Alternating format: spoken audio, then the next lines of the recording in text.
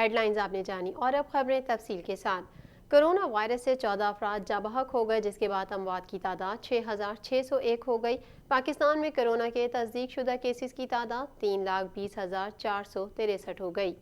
National command and operation centre کے تازہ ترین اعداد و شمار کے مطابق گزشتہ 24 گھنٹوں کے دوران 615 نئے کیسز رپورٹ ہوئے۔ پنجاب میں 1,01,014، سندھ میں 1,40,756، خیبر پختونخوا میں 38,427، بلوچستان میں 15,577، گلگت بلتستان میں 3,965، اسلام آباد میں 17,526، جبکہ آزاد کشمیر میں 3,198 کیسز رپورٹ ہوئے۔ ملک بھر میں اب تک 39,43,734 افراد کے ٹیسٹ کیے گئے۔ گزشتہ 24 گھنٹوں کے دوران 28,916 نئے ٹیسٹ کیے گئے۔ اب تک 3,05,080 مریض صحت یاب ہو چکے ہیں، جبکہ 518 مریضوں کی حالت تشویشناک ہے۔ پاکستان میں کرونا سے ایک دن میں 14 افراد جاں بحق ہوئے، جس کے بعد وائرس سے مرنے والوں کی تعداد 6,601 ہو گئی۔ پنجاب میں 2,270، سندھ میں 2,562، خیبر پختونخوا میں 1,264، اسلام آباد میں 189، بلوچستان میں 146، گلگت بلتستان میں 90 اور آزاد کشمیر میں 80 مریض جان سے ہاتھ دھو بیٹھے۔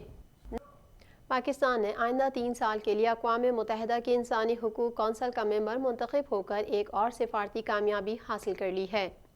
پاکستان نے بھاری اکثریت سے آئندہ 3 سال کے لیے اقوام متحدہ کی انسانی حقوق کونسل کا رکن منتخب ہو کر ایک اور سفارتی کامیابی حاصل کر لی ہے۔ اقوام متحدہ کی انسانی حقوق کونسل کے انتخابات میں پاکستان نے ریکارڈ ووٹ حاصل کیا اور 191 میں سے 169 ووٹس لینے میں کامیاب ہوا۔ پاکستان نے ایشیا پیسیفک ریجنل میں سب سے زیادہ ووٹ حاصل کیے۔ شاہ محمود قریشی نے کہا، پاکستان کو اتنی کثیر تعداد میں ووٹوں کا ملنا عالمی سطح پر پاکستان کی پالیسیوں پر اعتماد کا اظہار ہے۔ پاکستان نے ہمیشہ اقوام متحدہ سمیت تمام عالمی فورمز پر بنیادی انسانی حقوق کے تحفظ اور انسانی حقوق کی پاسداری کے لیے آواز بلند کی ہے۔ ان کا کہنا ہے کہ انسانی حقوق کونسل اقوام متحدہ کا ایک انتہائی اہم فورم ہے۔ اقوام متحدہ کی انسانی حقوق کونسل نے ہماری درخواست پر مقبوضہ جموں کشمیر میں جاری انسانی حقوق کی سنگین خلاف ورزیوں کا نہ صرف نوٹس لیا بلکہ ان مظالم کو رپورٹس کی شکل میں مرتب کیا اور بھارت کے غیر قانونی اقدام کا پردہ چاک کیا۔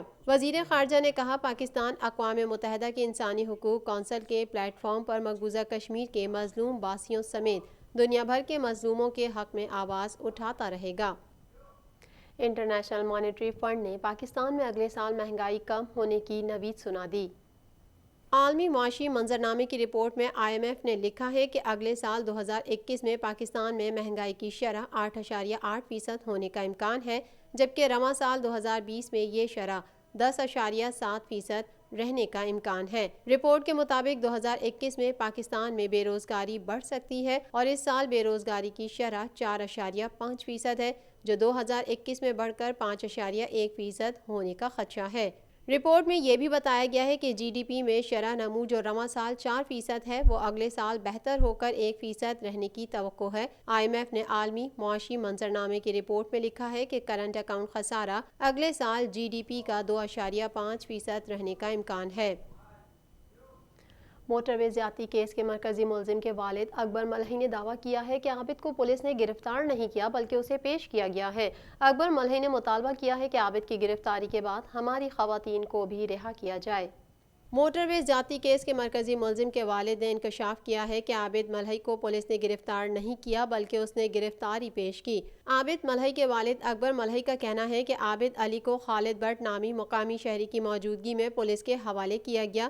میں نے عابد علی کو اپنے گھر مانگا منڈی بلا کر پولیس کو اطلاع دی۔ ملزم عابد ملہی نے فون کر کے گرفتاری دینے کی خواہش ظاہر کی۔ اکبر ملہی نے دعویٰ کیا ہے کہ عابد کو پولیس نے گرفتار نہیں کیا بلکہ اسے پیش کیا گیا ہے۔ عابد کو خود خالد بٹ کی گاڑی میں CIA بھجوایا۔ اکبر ملہی نے مطالبہ کیا ہے کہ عابد کی گرفتاری کے بعد ہماری خواتین کو بھی رہا کیا جائے۔ واضح رہے کہ پولیس نے موٹر وے زیادتی کیس کے مرکزی ملزم کو گزشتہ روز گرفتار کر کے عدالت میں پیش کر دیا ہے۔ عدالت نے ملزم کو ریمانڈ پر جیل بھیج دیا ہے۔